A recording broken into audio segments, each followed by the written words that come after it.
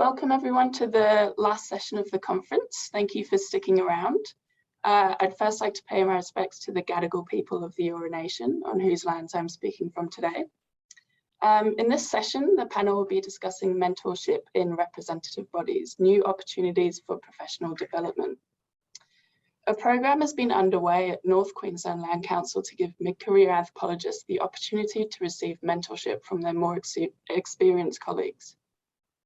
This program could perhaps serve as a case study for how we can practically address wider structural issues around the training and progression for in-house anthropologists who increasingly are taking up the roles of experts. Speaking on the panel today, we have David Martin, an independent consulting anthropologist based in Canberra. David's research and practice interests centre on such matters as social change, alcohol issues, Indigenous governance in intercultural domains, as well as native title. In his short presentation today, he will suggest certain key principles for mentoring, which have emerged in his own experience. We also have Pascale Taplin, who started off working with the Indigenous Rangers groups in Northwestern Northern Territory. And since moving into anthropology, she's worked with the Northern Land Council, Cape York Land Council, and North Queensland Land Council, where she is now developing connection material for various claims. And finally, we have Louise Allwood, who works as a research anthropologist at NQLC and is based in their Cairns office, where she was formerly the coordinating anthropologist. As I'm sure you're all aware, just a reminder to use the Q&A function to submit your questions. And Louise, if you'd like to get us started. Thank you, Pepe. Firstly, I'd just like to acknowledge the elders past, present and emerging of the traditional, of where I am sitting today, the Yirraganji people. Surprising the world with its presence in 2020, the COVID pandemic has certainly changed our lives. As we are all aware, although Australia was not going to receive a large-scale dose of the pandemic until later, we, like the rest of the world, started to feel its effects immediately.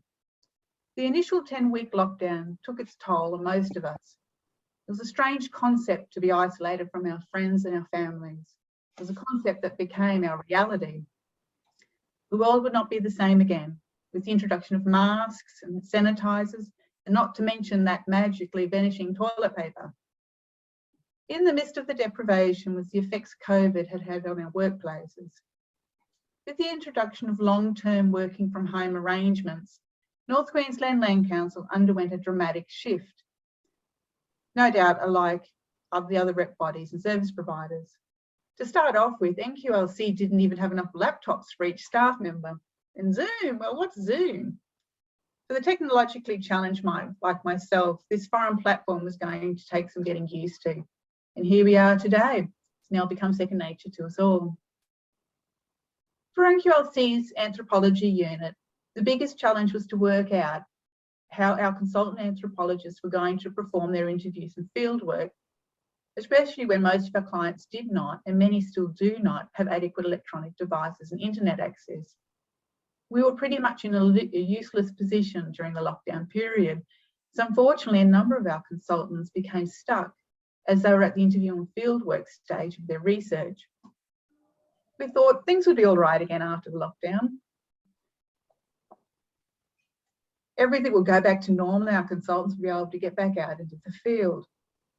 Well, as we know, the Queensland government had other ideas with their strict border closures and quarantining restrictions. With many of our consultants living interstate, this became a huge problem. So we had to go back to the drawing board. After much consideration, it was decided that we would start to take on some of our larger research projects in-house.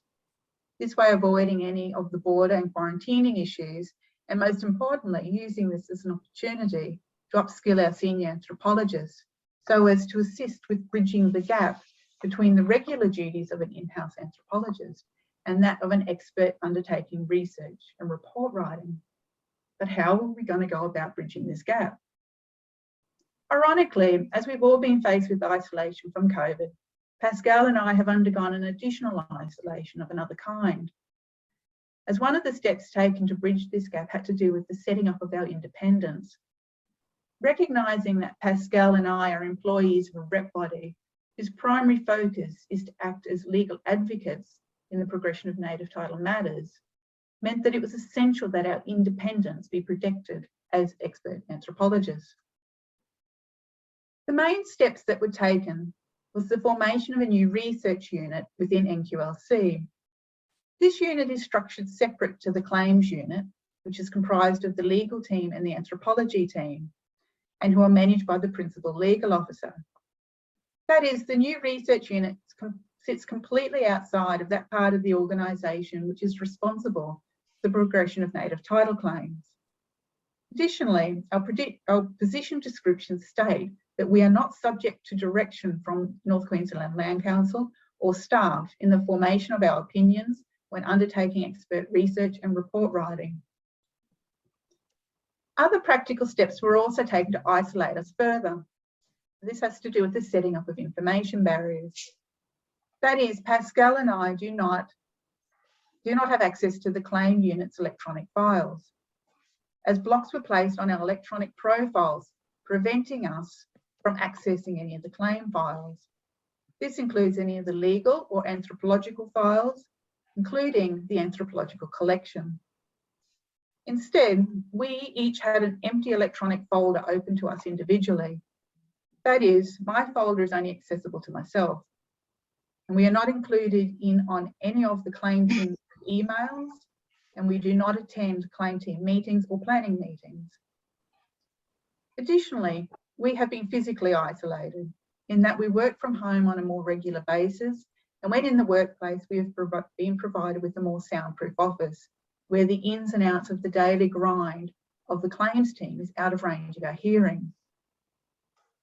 The process that is followed when Pascal and I receive a research project from the claims team is the same as when NQLC commissions an external anthropological consultant, except that we don't invoice.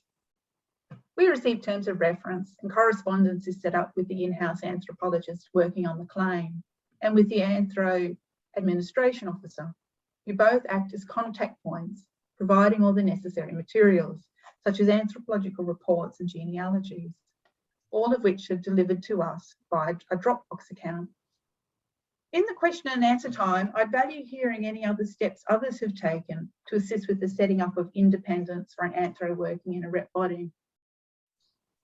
Another step that has been taken to assist with bridging the gap is mentoring. Pascal and I have both received mentoring from our more experienced colleagues. Both Pam McGrath and David Martin have been my mentors over the last 12 months. Pascal and David will shortly speak about the experiences of their mentor-mentoree relationship. But before they do, I'd like to briefly mention a few invaluable learning experiences I had with Pam McGrath. Although there were many deep anthropological enlightenments of the type you'd be expecting to receive when you're a mentee, there was also several very practical learning experiences. And surprisingly, it turned out that it was these experiences which had the greatest impact on me, from the not so delightful formatting issues to being steered in the right direction of those elusive articles. Louise, just about a minute left. Yep, that'll be fine. But I think that the most important impact occurred at 5 weeks before the due date. At this point in time, I sent Pam my still not completed draft of the report to ensure that everything was anthropologically sound. I must say I almost fell off my chair when I received her feedback that I needed to completely reshuffle the structure of my report. That is, I needed to rewrite the report. Thankfully, the content itself was fine, but the report structure was terrible. I couldn't believe it and I started to panic. I only had 5 weeks to go and I still hadn't even finished the report. And now I needed to go back to the beginning. Oh, I couldn't believe it. So I did what any other conscientious anthropologist would do. I thought, stuff this, and I walked away just for a couple of days. After I got over my breakdown and I licked my wounds, I faced it again, tackling it from the beginning. At first, the pace was slow, but as I began to adjust the structure of my thinking, it started to flow. And I must say that, of course, Pam was completely correct. My original report structure was terrible. Look, it was a horrible experience, but really it was the most invaluable experience. And it's an experience that I am now very grateful to have gone through. Thank you. Thank you for that, Louise. Pascal, would you like to start? Yeah, sure. Thanks, Louise. So I've been invited to talk about my experience employed as an in-house expert over the last year and a bit, along with Louise. And I suppose if you're listening, you might have an interest in developing a similar position in your own organisation. So I'll start by quickly sharing some of my learnings on the practical side of things, and then hopefully move on to a more broad discussion. So since late 2020, I've worked on connection material for 3 native title claims. 3 of my reports have been provided to state respondents in a consent determination context, and 1's been used for the purpose of a conflict mediation. I'm informed by my legal colleagues that first indications suggest the initiative's been received favourably. Insofar as we know, there have not been concerns raised in regards to our independence, the products, or the setup. Noting, of course, this is in a consent determination context, and who knows what might emerge in the context of a contested litigation. That said, we did hear from Justice Mortimer last year at the CNTA conference about getting on with things and not using insufficient budgets as an excuse to delay the progression of matters. So perhaps provided the quality of work's up to scratch, we might expect some understanding from that end. Which I think brings us to the benefits of the initiative in terms of organisational benefits, besides the obvious cost and workflow efficiencies. I suppose the standouts I can see are significant time savings, because it's effectively a 9 till 5 job. I'm not lining up and juggling multiple matters. I'm working on the priority matters set by the NTRB. And I think from the NTRB perspective, knowing that you have a full-time expert on hand and you don't have to negotiate windows of opportunity probably makes a massive difference when you're sitting around that planning meeting table. And I suppose I don't disappear off the books once the connection materials are provided. It's no big deal to provide ongoing support with those minor flow-on matters that inevitably pop up, and we don't have to develop that endless string of little contract extensions. In terms of costs and risks, I suppose I'd say this isn't a role for anyone. I came into the expert role after many years of experience working in NTRBs, not always as an anthropologist, but in later years as an anthropologist. And I would say that working in rep bodies is pretty much chalk and cheese to doing the full body of connection research. And many of the soft skills that I had to draw on in doing the connection research were in fact like research skills I'd developed in different contexts outside of NTRBs, but we might come back to that later. I think probably it's also not for every NTRB, and Louise spoke about some of the measures taken to establish the independence of in-house experts. I've been incredibly lucky today with my legal colleagues and their consideration of some really complex issues, such as when research exposes uncomfortable issues around adjacent determined matters. So in those sorts of cases, the roles need to be clear, and it certainly helped that despite being an employee, I was able to be really confident that the organisation would protect my independence. And I think one key learning, and bringing it back to the work I did with David, is that it's really important to understand that setting out the evidentiary basis and reasoning by which you come to form an opinion in a cogent and readable way in a report is a particularly niche skill set. In my view, this isn't an anthropology skill or even necessarily an academic skill. I think writing for the court or for a legal audience is an entirely different prospect than writing a report or a research paper. So like Louise, I think it was in framing my writing that working with David was most beneficial to me and was a particularly sensible investment early on by the NQLC. So I think we're about halfway in, and I'd like to take some time to weave in discussion of the structural and strategic issues facing the sector more broadly, being the last session after a really fantastic 3 days. David Trigger, in his opening address, spoke about the training offered anthropologists at Australian universities, and he also spoke about the jurisprudence and messaging we receive from the court about opinion evidence given by experts. And I think taken consecutively, these two observations paint a pretty daunting picture. The downward trajectory of tertiary courses featuring content relevant to native title anthropology, concurrent with the persistent pressure of the court scrutiny of the relevance of anthropology expertise. I think there is a widening discrepancy in what we learn in our foundational anthropological training and the skills we need to apply should we choose to progress our careers towards providing expert evidence in court proceedings. I had a little search last night for university courses that included an applied Australian anthropology component relevant to native title. And I found just one undergraduate unit that stipulated content directed at native title available in 2022. So I took a quick look at ANU's anthropology major curriculum and found a single potentially relevant unit entitled Traditional Aboriginal Indigenous Cultures.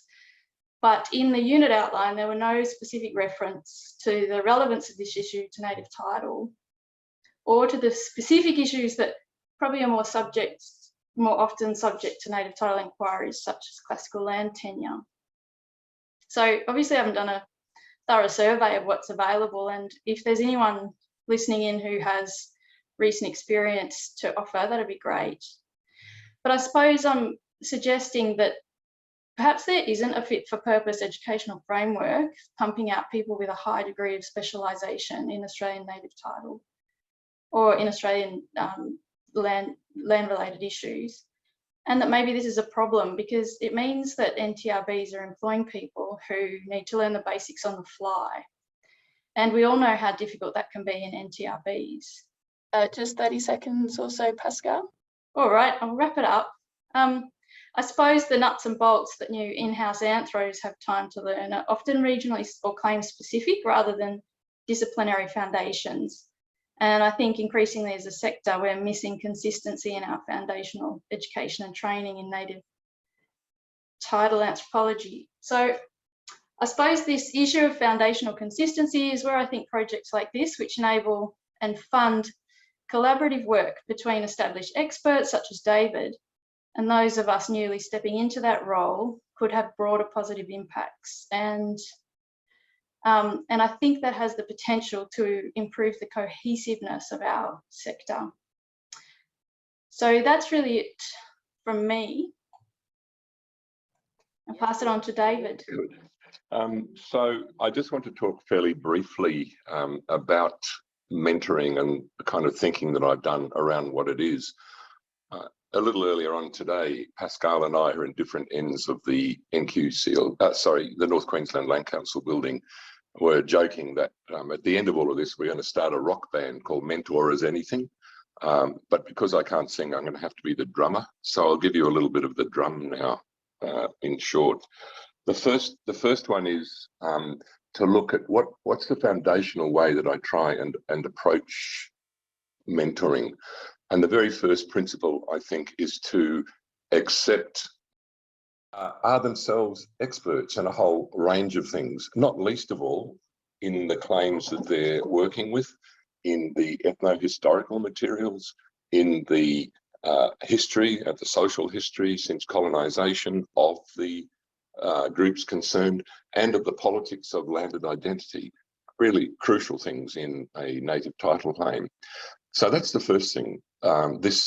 This I think forms the basis to have mentoring not an instruction space where the expert is telling the mentees how things should be done, but rather a space of dialogue and mutual learning on the basis of which new, perhaps, tools for understanding this complicated work, not just the intersection of white Australia and Aboriginal Australia, but this intersection between anthropology and native title law, and indeed the law more generally.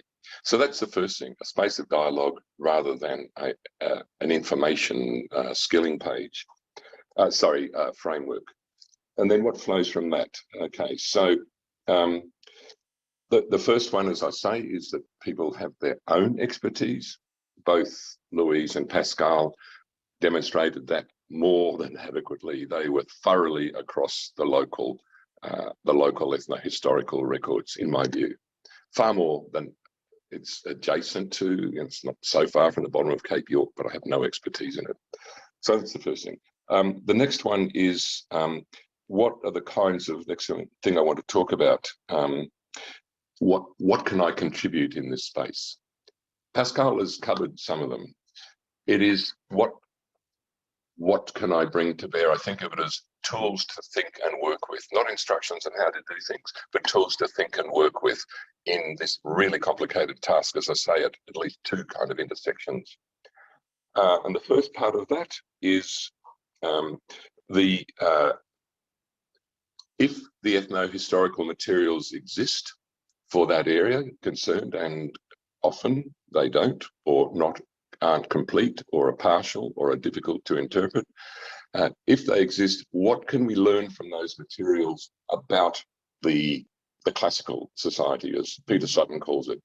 And I think this is really important because it is necessary to understand something of that society, what the local organisation was, for example, in particular, in order to try and understand the impacts of colonisation, the impacts of settlement, dispersal, removals, and indeed staying on country as stock workers, for example. What are the impacts of those on the kinds of land tenure, local organisation system that exists now?